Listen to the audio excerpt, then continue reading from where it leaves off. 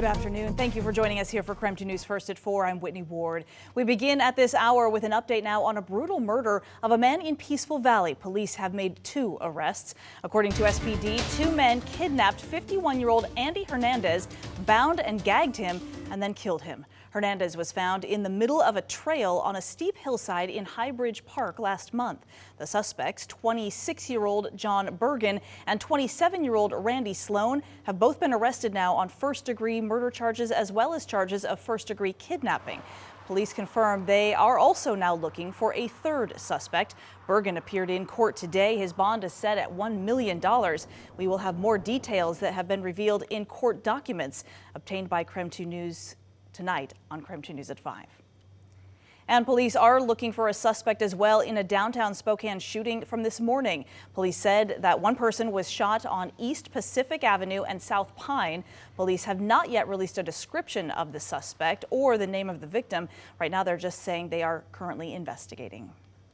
Tonight, new details in a Western Washington school shooting that left one high school student dead and an entire community reeling. Today, a judge ordered 2 teenagers to be held in custody for their roles in that shooting at Ingram High School.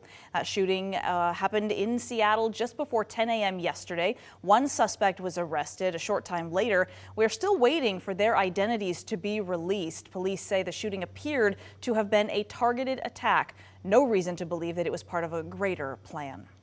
We are making sure that we interview every witness that we can find, that we identify all the reasons why this could have occurred, and then figuring out ways that we can prevent this from happening again. Because we do not want to continue to be part of a school or part of a city that has a young person picking up a gun and using it to hurt or harm others. Police say a firearm was recovered from one of the teenagers' backpacks. They don't know if that was the firearm used in the shooting right now. That's still part of the investigation. Those teens were in court this afternoon. Class was canceled at the school today as well as tomorrow. WashDOT has completed the census at the homeless camp near I-90 in Freya. 465 people have badges now to enter that camp, and no new people will be allowed in. The Department of Licensing has been issuing state IDs and driver's licenses now for free for the last 5 weeks. The Department of Commerce and Empire Health Foundation are funding this effort. The DOL says it's there to help people and search people up in their database so they can print out a paper ID within half an hour. One man says he has not had an official ID now for 7 years. Well, I haven't had an ID for like about 7 years because I just came from California and I heard that they were giving IDs over here, so I came in and they helped me really good. They're pretty cool. Very happy. I'm able to get a job. I'm able to vote now. DOL says it has extended that program now 2 extra weeks because of demand. During their services there at the camp, the DOL issued 267 state ID cards. Okay, this is exciting. We have some breaking Powerball news right now. A $1 million ticket was sold in Spokane County. So here's what we know at this hour. The winning ticket sold at a Maverick in Airway Heights. That store is at 10707 West State Route 2. We are working to find out when the ticket was sold. But hey, if you purchased a Powerball ticket at that Maverick, you're going to want to check those numbers. The store also gets a $10,000 bonus for selling that ticket.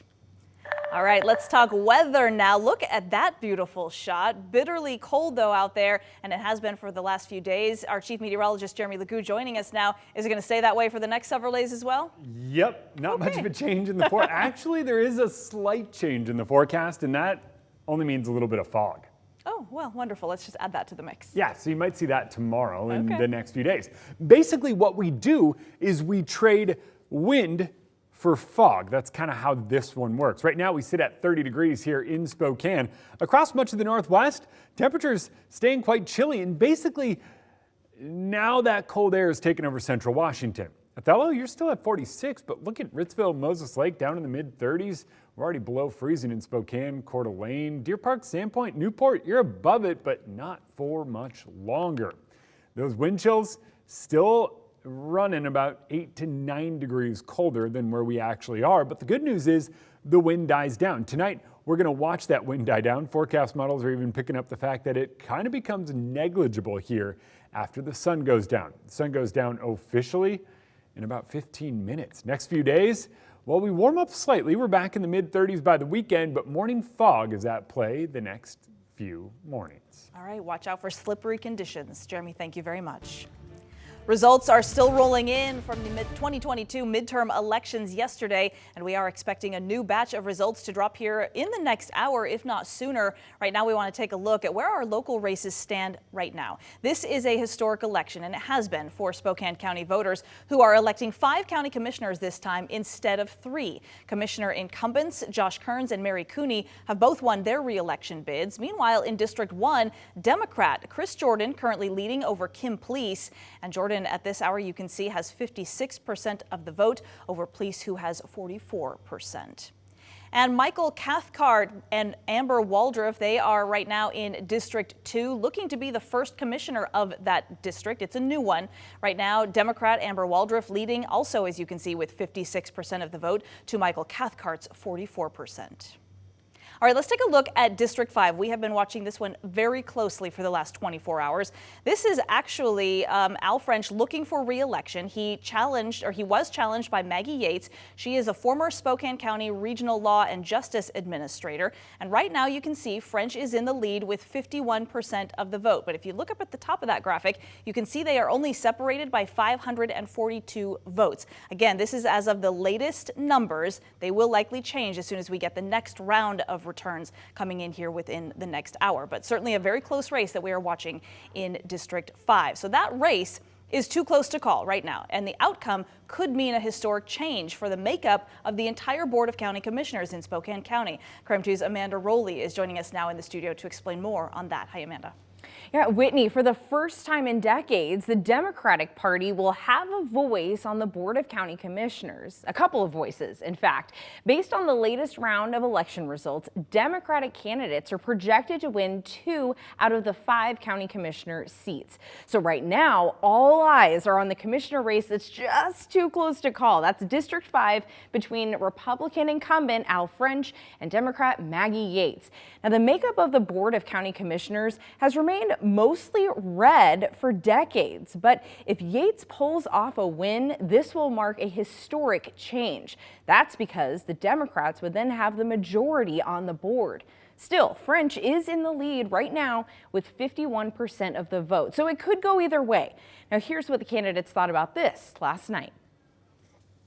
I'm confident that whatever the election results show at the end of this week, that we are ultimately going to be successful, because that's what we showed throughout this election. We're very excited about the fact that we're in the lead, because Republicans typically vote late, and that means that my lead will just grow from now until we're finally done with all the counting.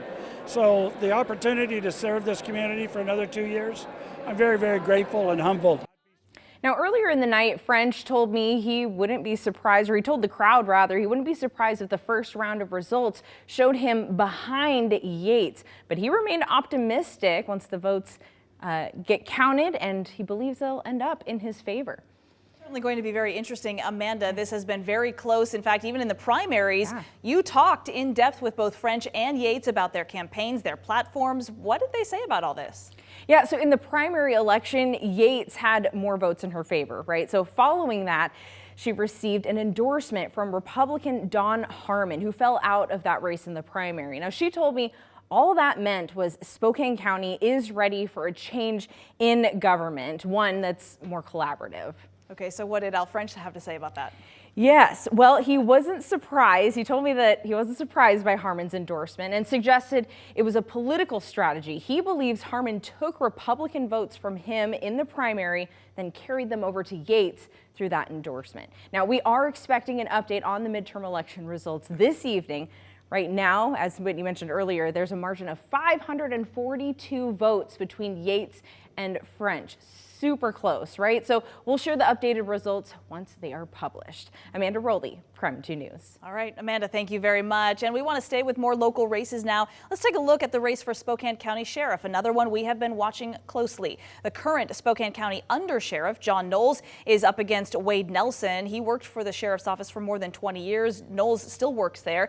And you can see Knowles is clearly in the lead at this point with 60% of the vote. This is followed by Nelson with 40%. 40%. But again, some of these numbers could change as we get the next round of returns. All right, let's stay in Spokane County, looking at the race for county prosecutor. Incumbent Larry Haskell running for his third and final term as prosecutor and running against a former deputy prosecuting attorney for Clallam County. That's Deb Conklin. Haskell, though, clearly in the lead with 56% of the vote to Conklin's 44%.